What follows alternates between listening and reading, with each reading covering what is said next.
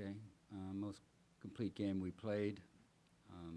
Felt like all three units contributed to the win, and were pretty consistent throughout the game. That's what we've been striving for. We need to certainly build off of that as we go into the last 6 regular season matchups, as they're all going to be extremely important.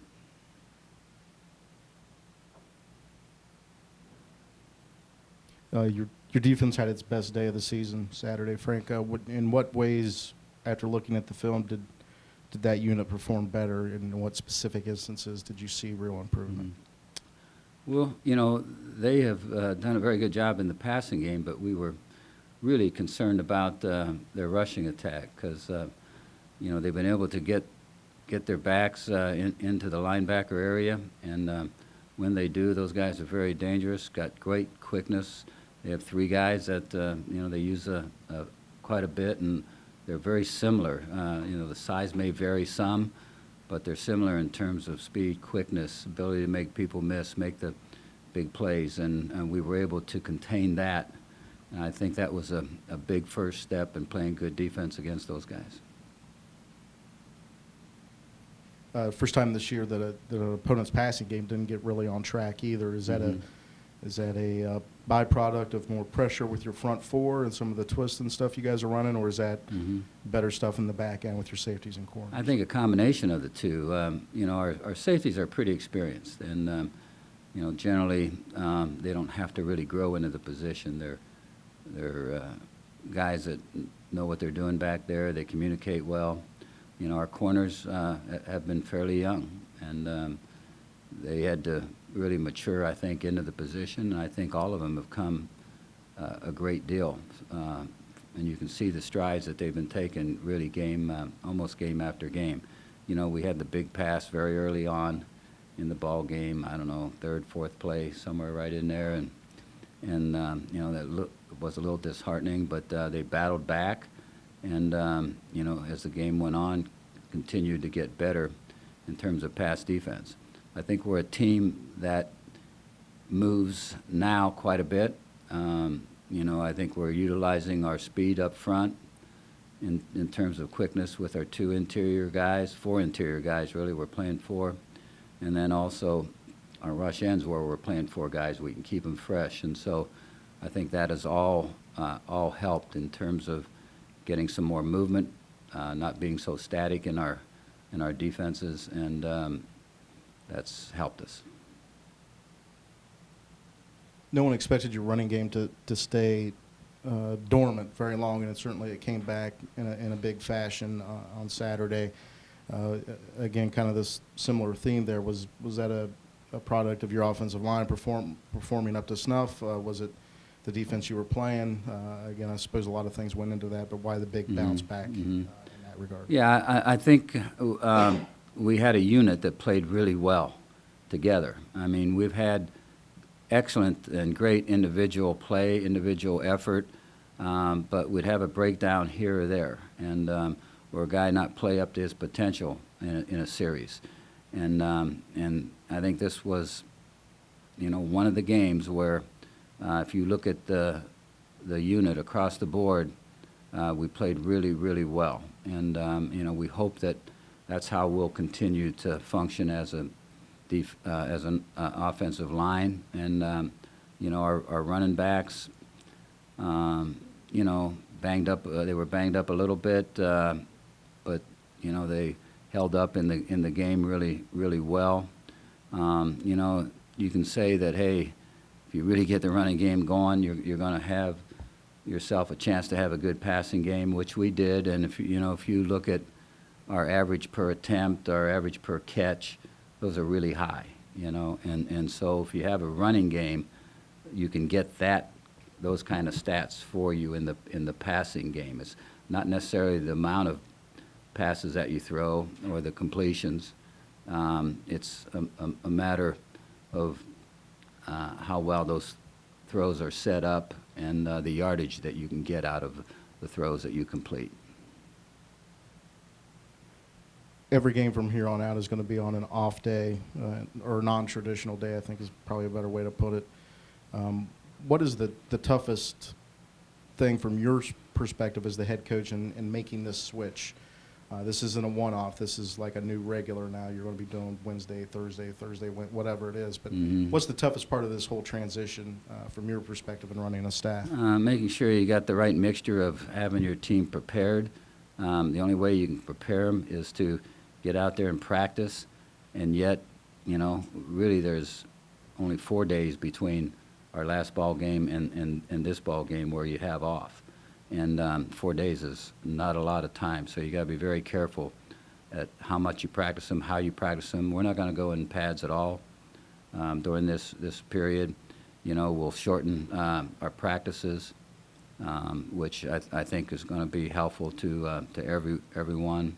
But it's a little bit of a guessing game. Each team can be a little different in that regard as you prepare game after game, year after year to go up against that kind of a schedule.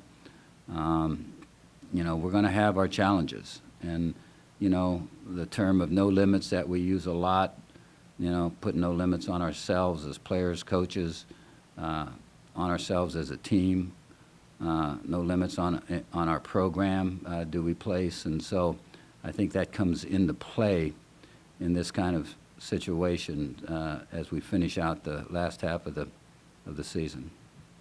Do you find yourself prioritizing certain things in game prep on these short weeks? Do you, like you guys try to cover special teams units every day, do you knock a couple of those out? I mean, you don't have to get too specific, but do you find yourself picking and choosing more what you try to cover in a daily practice? Yeah, you do. We're not going to have what we call service periods where, we're gone our first, second team guys against the first, second team guys, trying to just really work on speed more so than anything, and not necessarily worrying too much about the play being exactly the way the offense or defense ran it, but some similarity to it, of course.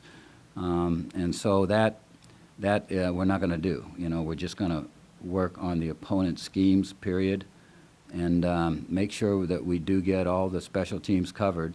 With shortened practices, you may shorten some things, but we're not going to eliminate any of those things because they're all important to winning football games. Coach, I saw a few videos after Saturday's game of Nathan Rourke wearing a hard hat on the sidelines. Is that a new thing that you guys have started in the last? Well, it was Coach Dixon's idea. He came to me about the idea. I've seen him wearing the hat a few days in practice earlier in the week. Didn't think a lot about it. Coach Dixon does a little sewing, so sometimes he'll show up in his own garb every now and then, or an adjustment to our garb, I guess, is a better way to put it. And so he was wearing the I guess, military hat, hard hat, and came up to me just before the game, and which isn't normally a good thing to do, but he said, is it all right if we use this, and guys that do certain things get a mark on that hat and get to wear that hat? So I said, okay, and so Nathan had it on, a few other players maybe had it on, and I like anything that motivates our players and gives them a chance to feel good about accomplishments, and so regardless of what that is, whether it's the turnover belt, whether it's that hat, I'm all open to suggestions and ideas how to help our guys enjoy the game. Maybe focusing more on football than attire. Buffalo only has to play 4 more games. You guys have to play 5. Their schedule the rest of the way definitely isn't maybe as challenging as yours looks on paper. How much do you you don't focus on them, but keep an eye on Buffalo, knowing that if you guys probably want to make it end up in Detroit, you guys are going to have to stay perfect the rest of the way. Yeah, that's the way it is. We had to win our last 2 ball games last go around to get to Detroit, or at least one of them, and we didn't get that done. So we know how that works. We're just going to have to play really good football through these last 6 games. We're going to have to be ready to go and play 4 quarters of football because of the quality of teams that we're playing if we want to get done what we want to get done. So it's what it is. You know, we'll take them one at a time, see how it turns out. You guys will get out of class early on Thursday, come here, get ready for the game, but they're expected to go to class Friday morning and stuff. Do you wish sometimes that they could have that day off after the game to kind of sleep in? I know when you guys travel and stuff, they're expected to go to classes the next day, and that messes up their sleep schedule. Yeah, it can get challenging. You know, there's been times on road trips where you start a ball game at 8 at night on a Wednesday or whenever during the week, and we don't get back until 5 in the morning, you know. But again, no limits. You know, that thing can come into play every time you turn around. And so, yeah, there's a lot of expectations of our guys, especially academically. Yeah.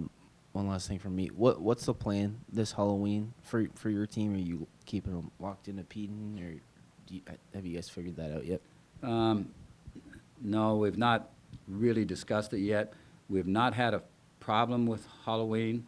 When we've had games where we've played here on Halloween, we've had games where we're away, and you know, we don't try to keep them out of town and circle the city for a day and a half or anything like that. You know, we just expect our guys to react in a. I just know that in past years you've kept them here, so I was just curious if. Yeah, that's what I'm getting to that. So, you know,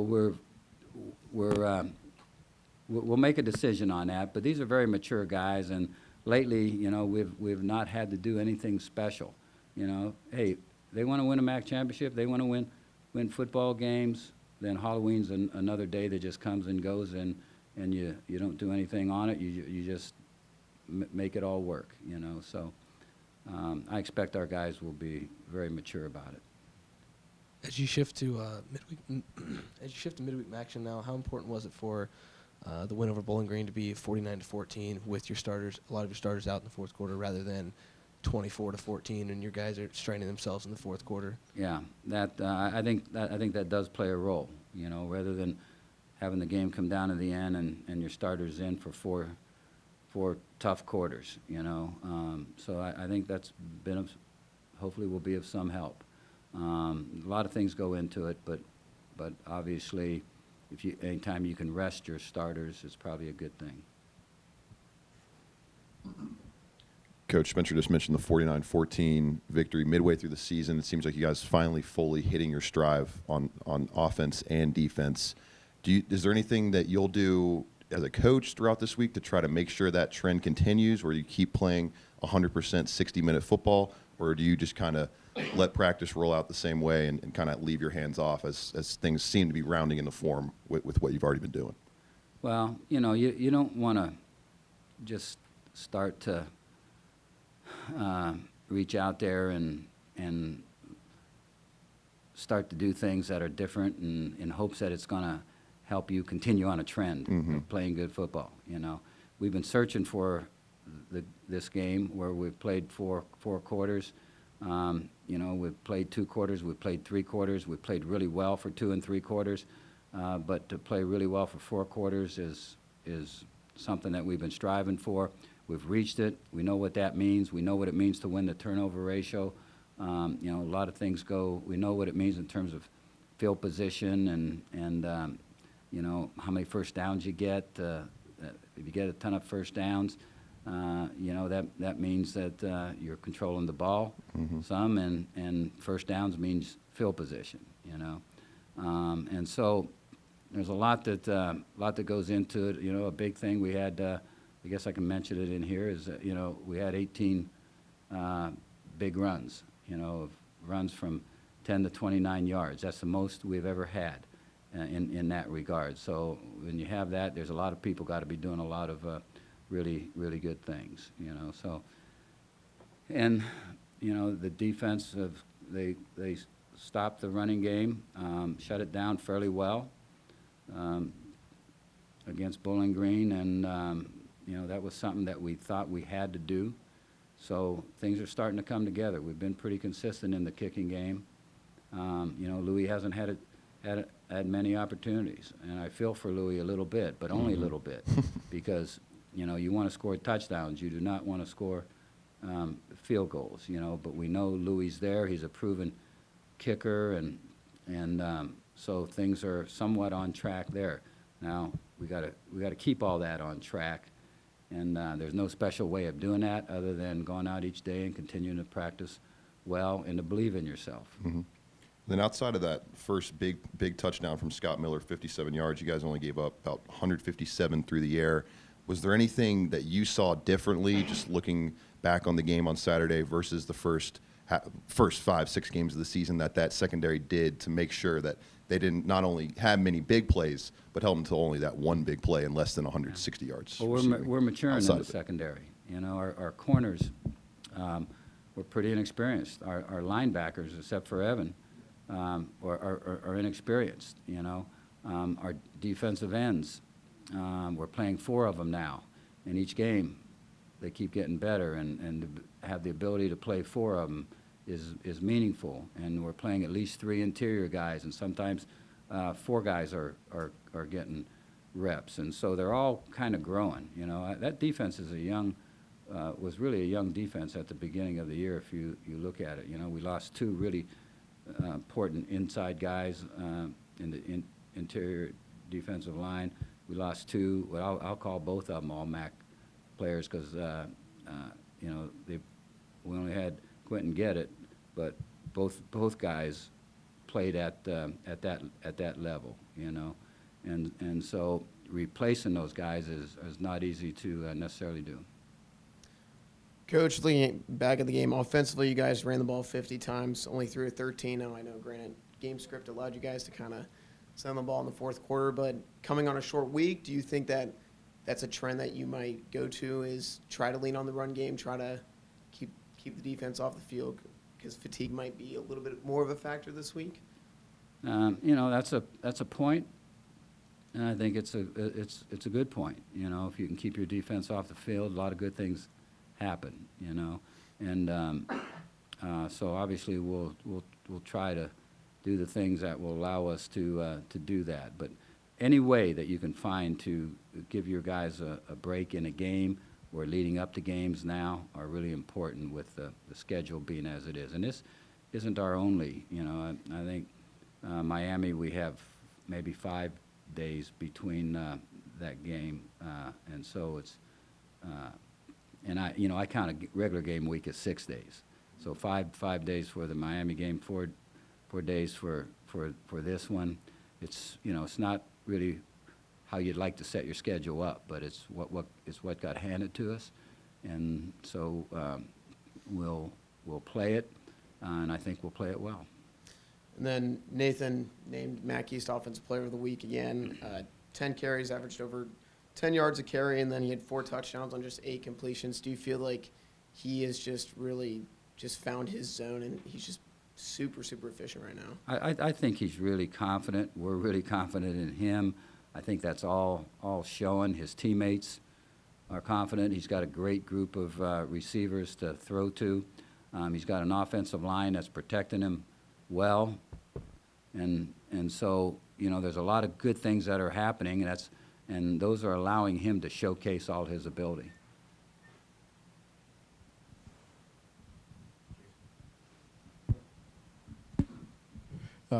You got Ball State coming up Thursday, and they seem to be the kind of offense that has traditionally given your defense issues. They really hit the short rhythm passing game.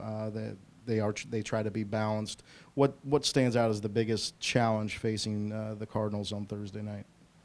Well, they've got the ability to move the football, and that's regardless of whether you talk about the passing game or the running game, and not allowing them to be two-dimensional would really be a big plus. And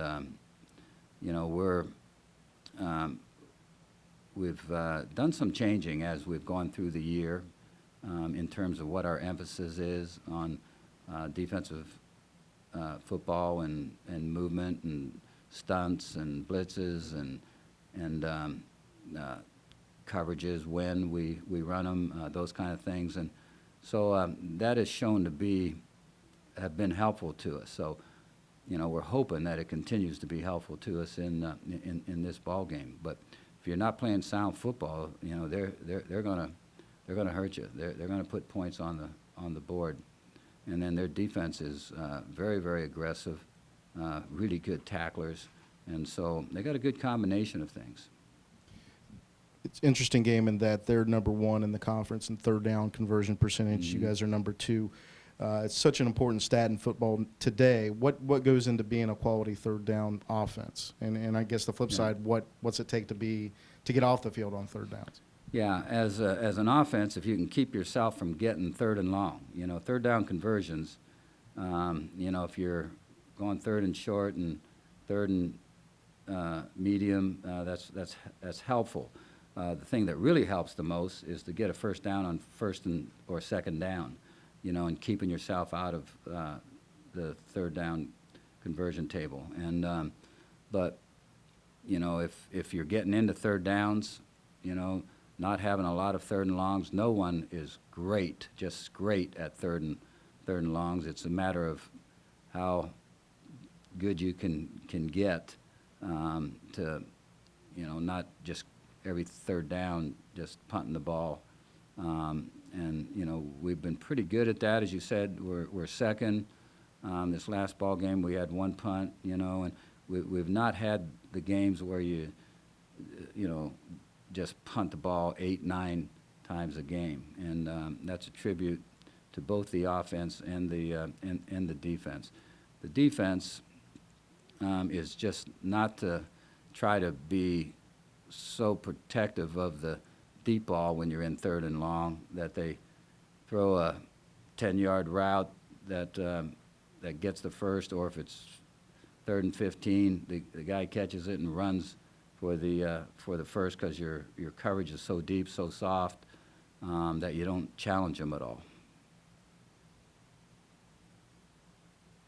I know you're not talking about injuries anymore, Frank, but Julianne Ross was not dressed on Saturday. Is his season done in terms of 2018? Or? Yeah, I will talk about Julian. Yeah, he's had surgery, so he is finished for the season.